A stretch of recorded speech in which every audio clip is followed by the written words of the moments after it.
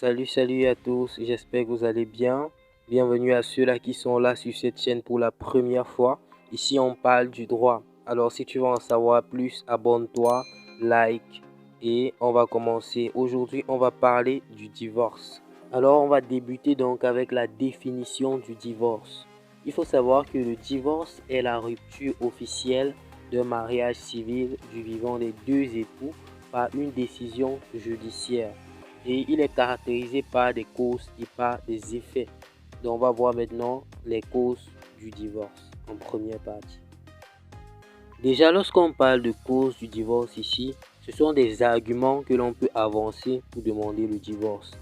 On distingue donc les causes en droit écrit et en droit coutumier. En droit écrit, ici on distingue des causes péremptoires et facultatives du divorce. Donc ici on a des causes péremptoires qui sont des causes obligatoires, qui sont des causes qui peuvent directement entraîner le divorce, qui sont des causes fortes en quelque sorte. Et de l'autre côté, on a des causes facultatives qui sont légères, qui ne peuvent pas forcément entraîner le divorce. Donc on va commencer par les causes péremptoires. Ce sont les causes qui obligent le juge à prononcer le divorce.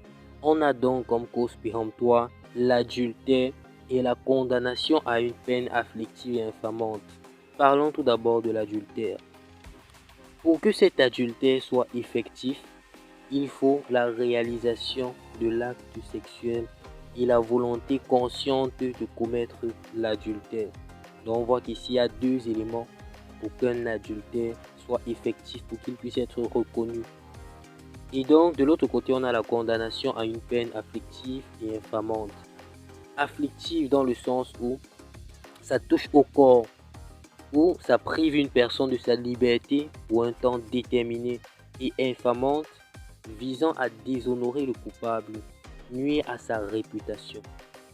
Maintenant, on va parler des causes facultatives du divorce. Comme cause facultative du divorce, on a donc les excès. Ce sont des traitements particulièrement graves mettant en danger la vie de l'autre. On a les injures qui s'apparentent en droit civil à un faute. Cette qualification peut être retenue pour un manquement quelconque de l'époux à ses devoirs conjugaux et moraux. Pour que ces faits puissent entraîner le divorce, ils doivent être graves et entraîner l'impossibilité du maintien du lien conjugal. Maintenant, nous allons voir les causes du divorce en droit coutumier. Alors, il faut noter qu'ici, on distingue les causes prévues par l'arrêté du 11 janvier 1936 et celles reconnues par la jurisprudence. Maintenant, on va voir les causes du divorce prévues par l'arrêté du 11 janvier 1936.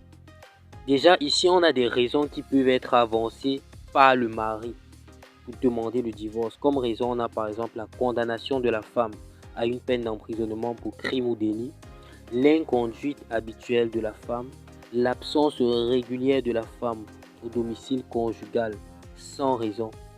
Et on a aussi de l'autre côté des raisons qui peuvent être avancées par la femme pour demander le divorce. Ici, c'est en droit coutumier.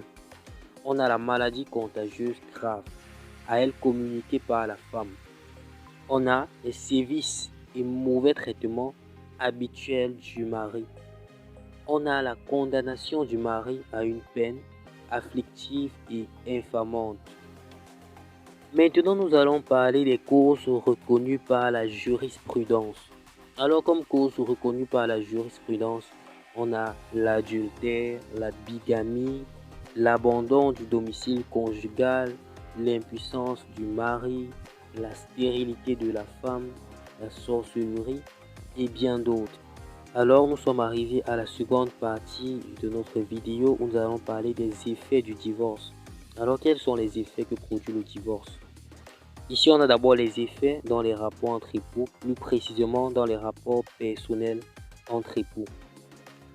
Le divorce entraîne la dissolution du lien matrimonial seulement pour l'avenir et décharge ainsi les époux de leurs obligations conjugales. De plus, on a les effets du divorce quant au rapport pécuniaire entre époux. L'époux innocent dans le besoin peut bénéficier d'une pension alimentaire et des dommages et intérêts s'il a subi un préjudice du fait du divorce. Il faut noter qu'on a aussi les effets du divorce dans les rapports entre époux et enfants et dans les rapports entre époux et les tiers. Donc, on va d'abord parler de ces effets-là dans les rapports entre époux et enfants. Les enfants issus du mariage demeurent enfants légitimes et gardent leurs droits sur la succession de leurs parents après le divorce.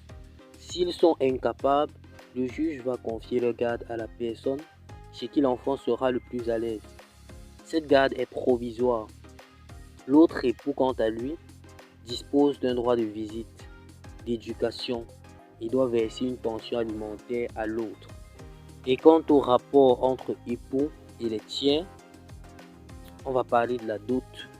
Concernant la dot, l'article 73 de l'ordonnance de 81 prévoit que le bénéficiaire de la dot peut être condamné à son remboursement total ou partiel s'il porte en tout la responsabilité du divorce. On est arrivé à la fin de la vidéo les amis, alors n'hésitez pas à liker, à partager, à commenter. Si vous avez des questions, posez-les dans les commentaires et abonnez-vous surtout, n'oubliez pas.